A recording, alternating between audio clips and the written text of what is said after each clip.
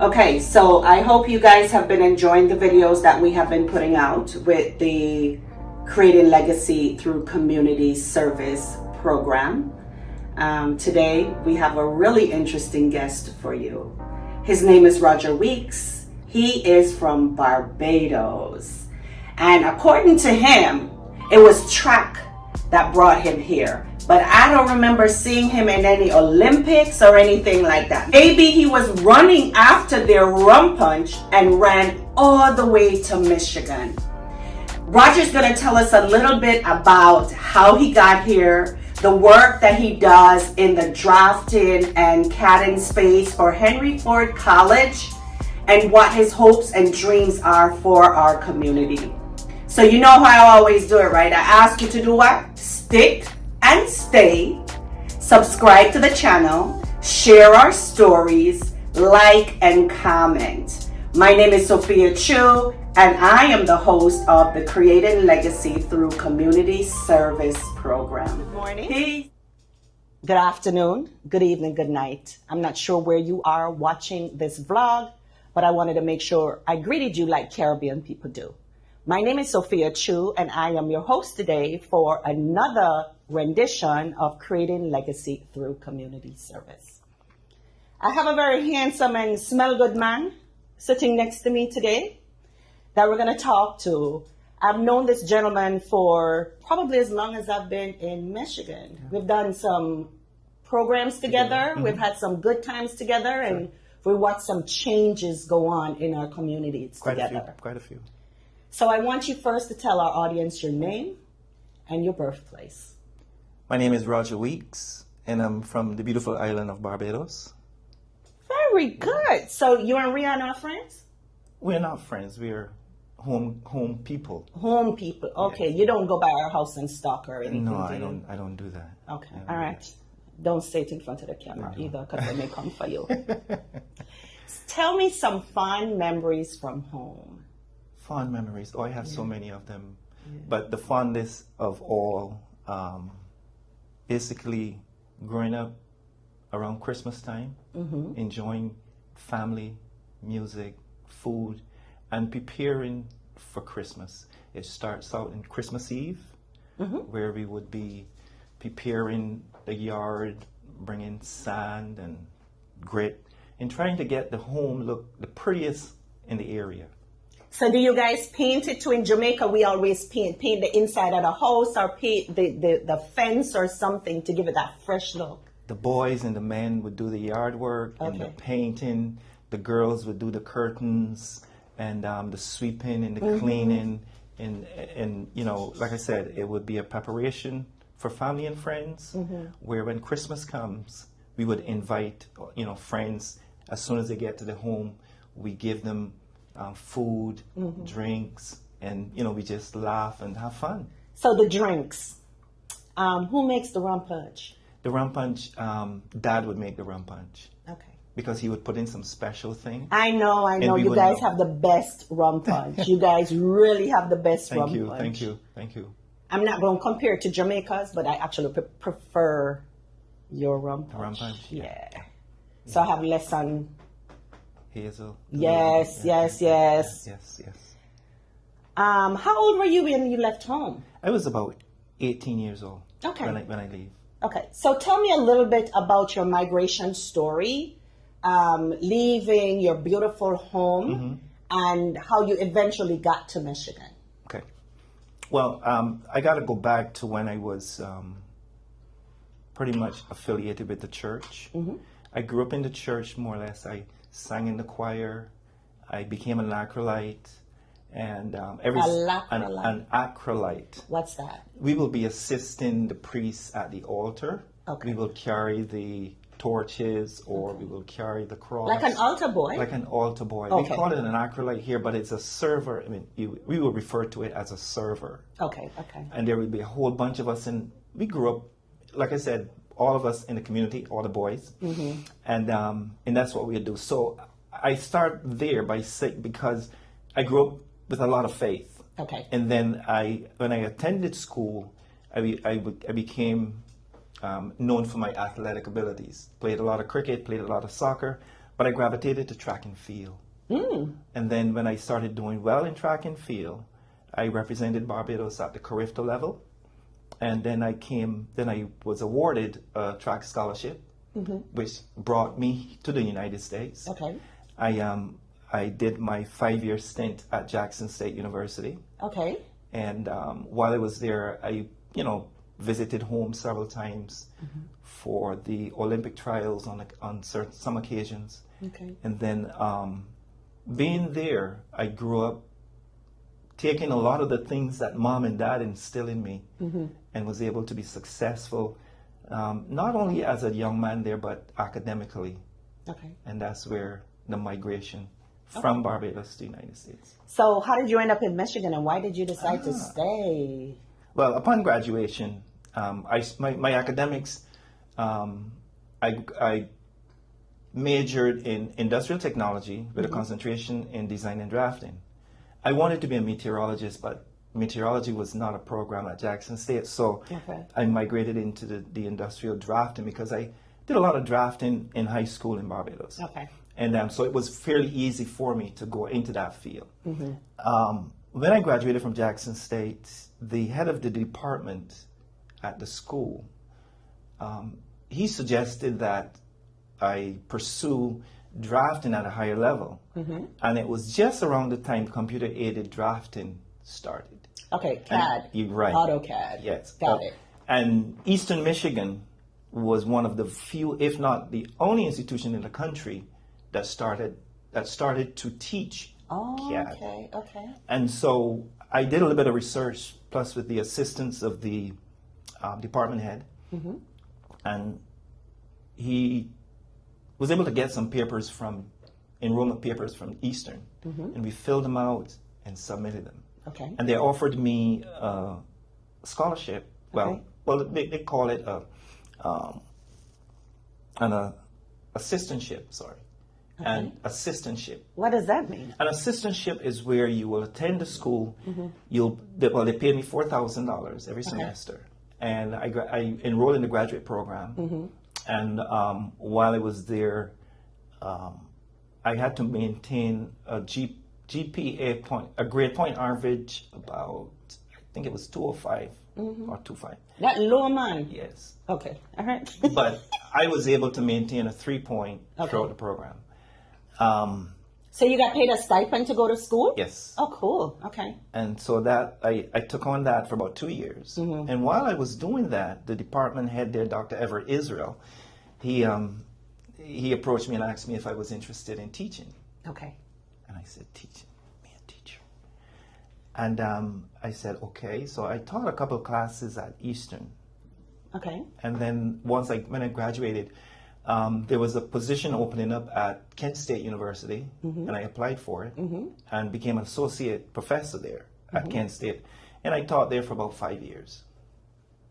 But when I was teaching, I realized that I was teaching from a book. I didn't have any background in or any experience in working practical with the information that I was learning and teaching.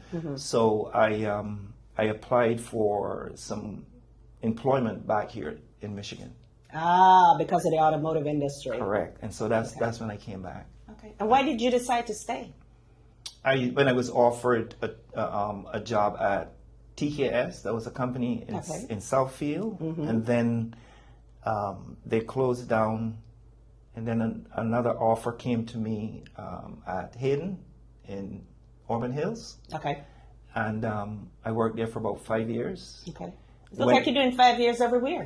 College, work, teach. Go on, show. Okay. Well, I gained a lot during that period of time. Okay. And I felt like I was able to generate stories based on the education that I had taken. So I was able to now take the stories and apply it to the teachings. Got it. And so at Henry Ford College, where I'm currently teaching, a position opened up there. Okay. And I applied. Well, you see, in 2008, when the economy had issues? Yes. Okay. The writing was on the wall. So I applied at Henry Ford College, and they offered me a position there. So you've been there since 2008? 2000, Yes. Oh, yes, wow. Yes, 2008. Yes. Okay. All right. I didn't know certain parts of your story, but now I understand it better. And that's the cool thing about telling your stories, right? People get to know you just a little bit better, sometimes better than you want them to know you, but they get to know you anyway. Of course. When were you first introduced to the Caribbean community locally? Was it an individual? Was it an event that you heard about? Did you seek it out? What was your introduction into the Caribbean community here? Well, I became when I came back. I'm trying to remember. I got a call from Les Burnett, and because I had met a couple of people when I was in Ypsilanti, and they told me about the Caribbean community in Detroit or around the Detroit area, and so I believe I passed them my telephone number, and then Les Burnett, he got hold of it. He's from Barbados also. And then he gave me a call, and then that's when he started telling me about the Barbados organization in the area, and about actually all the organizations that were booming around that time. And so then we started talking about the activities, the parades, the fundraisers. And so I came. Because you guys used to do a nice banquet too. Yes, and that was when our organization became affiliated with a national organization, the NABO, the National Organization for Barbados Organizations. Okay. And this is an umbrella organization that house a number of these local organizations, Barbados organizations around the country. And so we would meet annually at a banquet, a week of activities and that kind of thing in different states. Oh, wow. And I think we hosted one. It's because I wasn't Bayesian, I didn't know about them. Nobody invited me to these things. Well, you're still welcome around us. You will be. We would deem you as a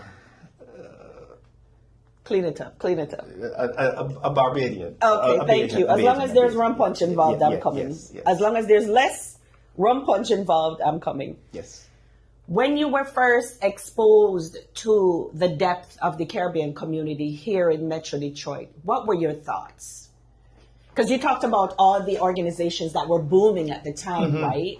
So there's one where it's a secular to Barbados, and then there's the wider community that include everybody else. What was your thought around being in those spaces? How did it make you feel? Well, one of the things that I admire about the organizations in Detroit here, the Caribbean community here, was that you have the islands that have different organizations or have their organization to maintain their identity. But then you had another organization, CCCO, which brought all the organizations together, especially around the festival time, and where they held a number of activities. And you will see the different islands participating, showcasing their culture, showcasing their talents, especially at that time there were a number of young people in these organizations. But I really enjoy how they all came together. When we have the fundraisers, everybody would pitch in and contribute with the things that they felt would showcase a Caribbean community in the in the Detroit area, showing the Americans here, and not only the Americans but others, that we were a close-knit organization, even though we were small, a close-knit organizations with different vernaculars and culture and different, showing off different things. So you were proud? Of course. Okay, all right. Of course. You talked a little bit about the Bayesian, what were they called? Barbados Association of Michigan? The National, right? The National Association for Barbados Organizations. No, the one here locally. It was just called, wasn't it just called Barbados Barbados International Organization? Okay, all right. Why did that organization disband, do you think?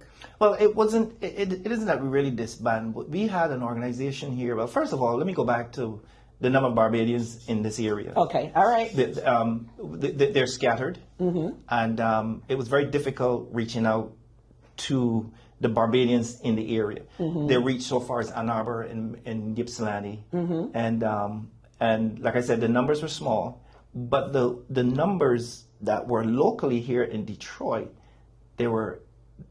I want to put it kind of gently here. They were aging. Right. And what happened is over time, they lost the energy. Some of them passed away, and our numbers started dwindling. So what about the children and the children's children? Well, we didn't have the children's children to take over, so to speak. Some of the when those who had children or grandchildren, they migrated out of the city. Out of the city. Yeah. Okay, got it. All right, so that kind of makes sense. Some of them went to different universities and then they stayed.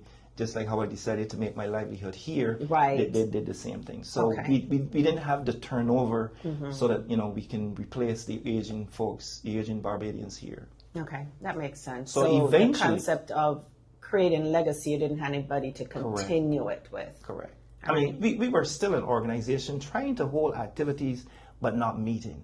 Got it. There were some activities, like parties, we'll get together and have a little social. But eventually, like I said, we aged out.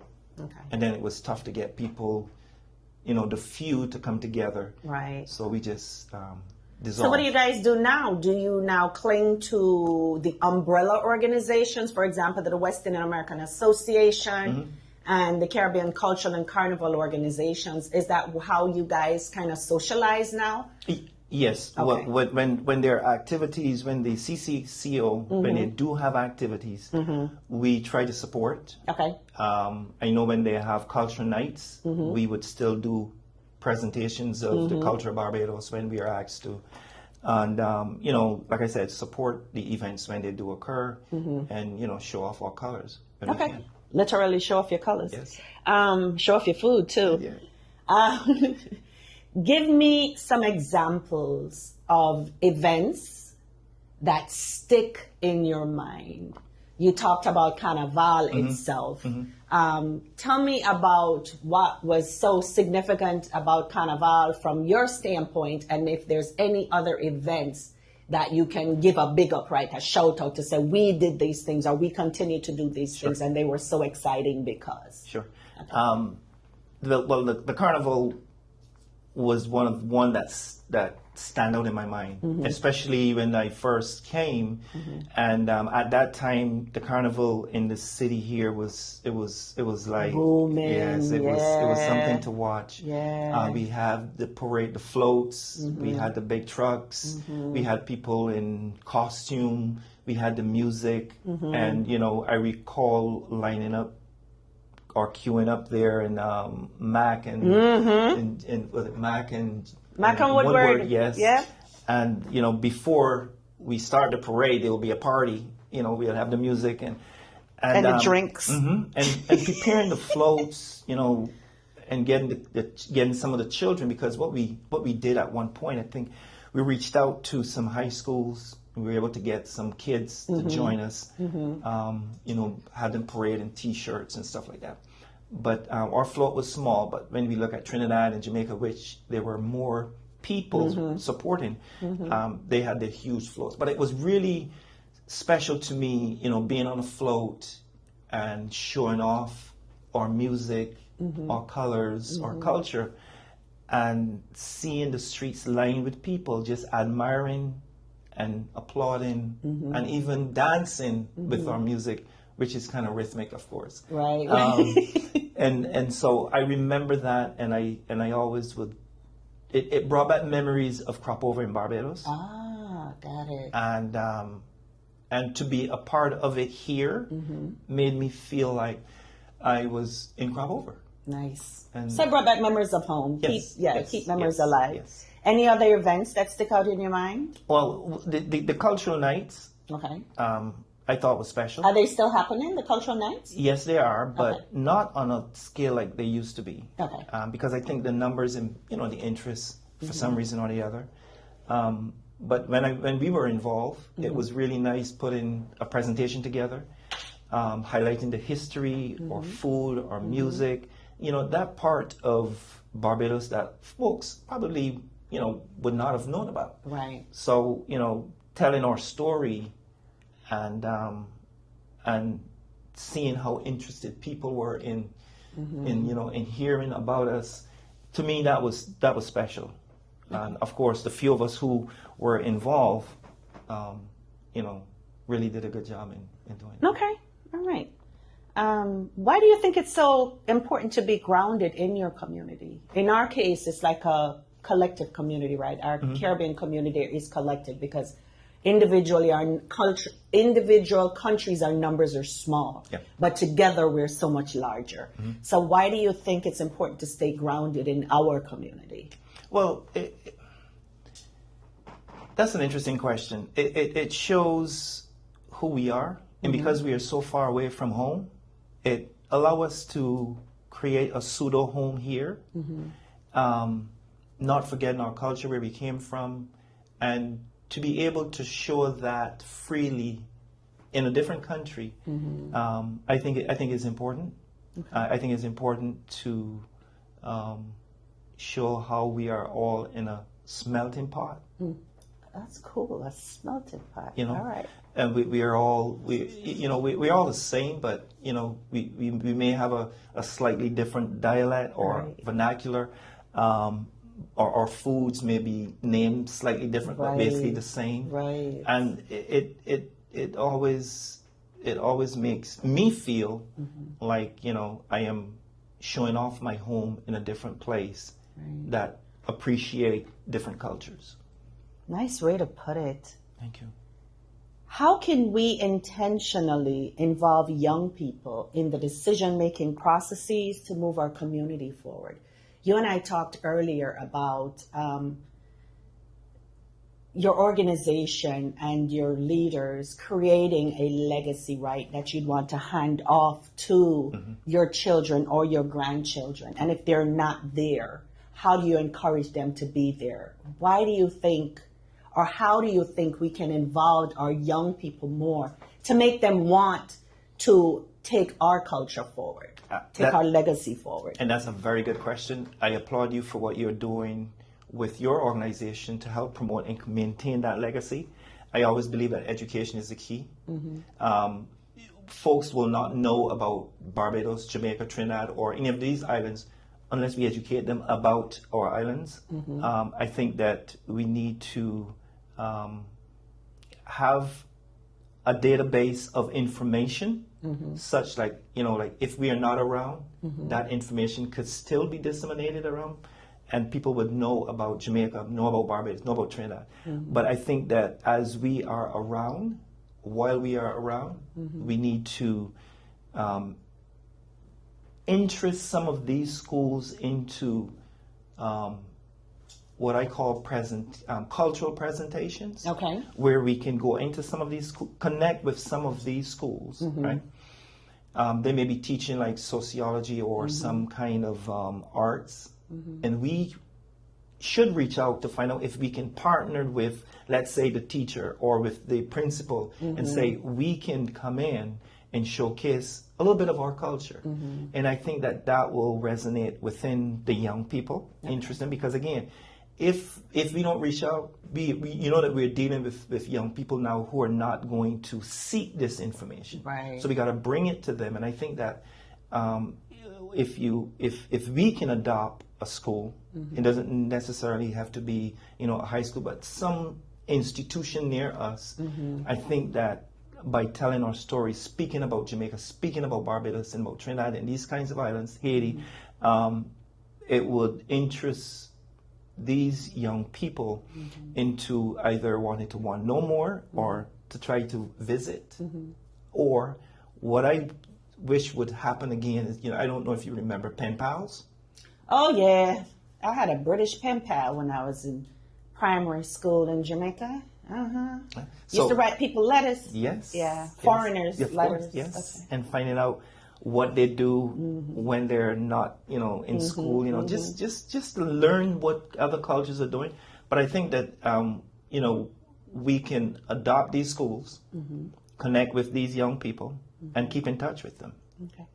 From our home standpoint, meaning literally the houses that we live in with the children that we're raising, how do we encourage our children to continue that legacy or want to be involved in it? How do you think that can be done? Because I think a lot of what has been happening is our children are not as interested in where they're from like we were, right?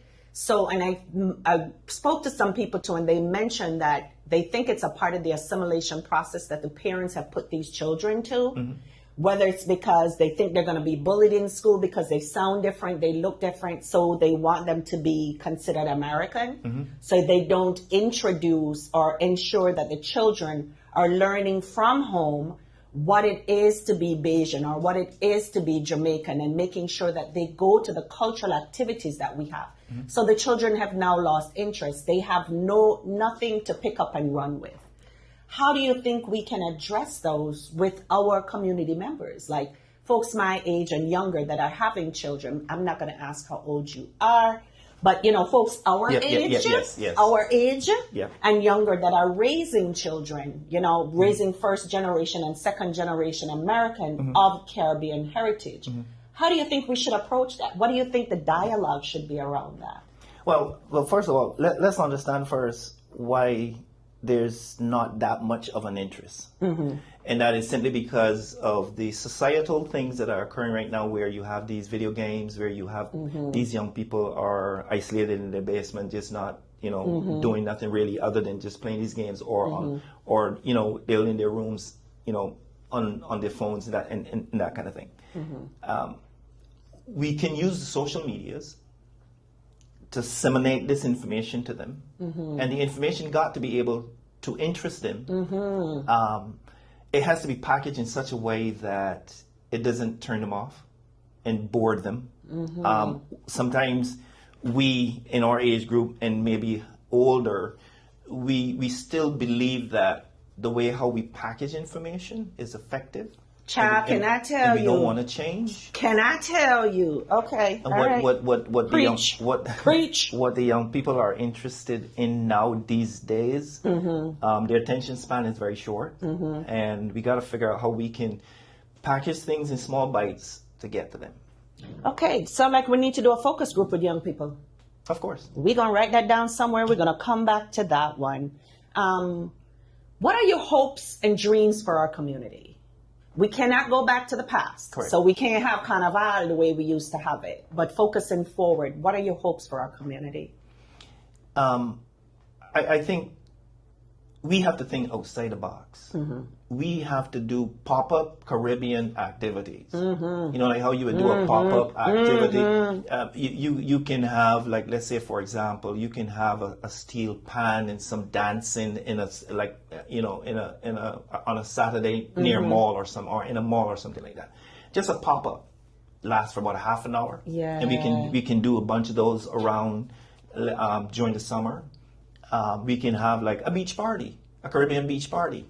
And we can, I like that. There are a number of things that we can do, but we cannot take 2 and 3 hours to do something, because again, some people would stand up. Yeah, but first thing we're going to show up late.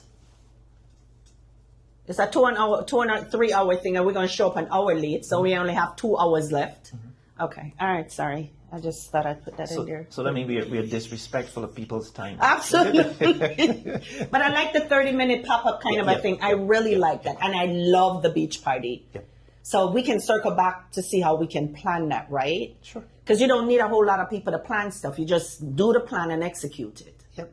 Okay. But you need to know where the young people hang out. Absolutely. And if you know where, not only knowing where they hang out, but reaching them through the direct the DMs. Yes. Right? Yes. And you can just pop up something there and see if they'll come.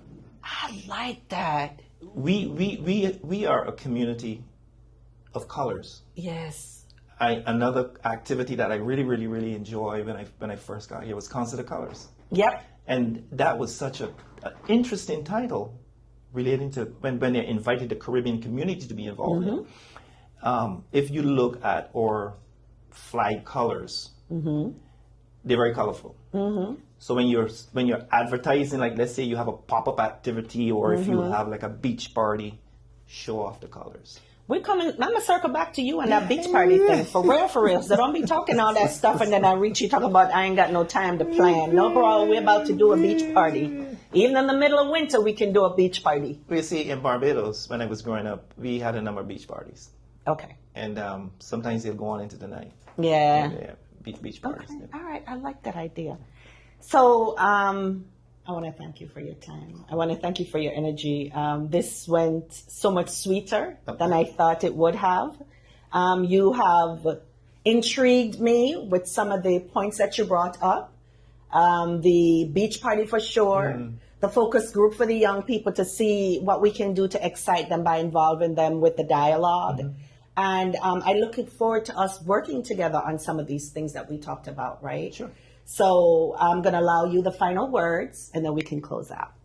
Well, first of all, I'm gonna applaud you again for doing. I think that this is definitely an opportunity to get our information out, to get who we are out there, and to let us know that there's a community of us there. I just would like to say as final words that each and every one of us out there do have something to contribute. And if we know where to direct that information, please do so, and let us all be one family here in this nice area of Detroit and form a unique Caribbean family. Absolutely. We're not started from scratch, but we sure starting over. Yes. All right. So, guys, I hope you enjoyed the storytelling session with Mr. Weeks. And we will wrap up now. And until next time, peace. Bye-bye.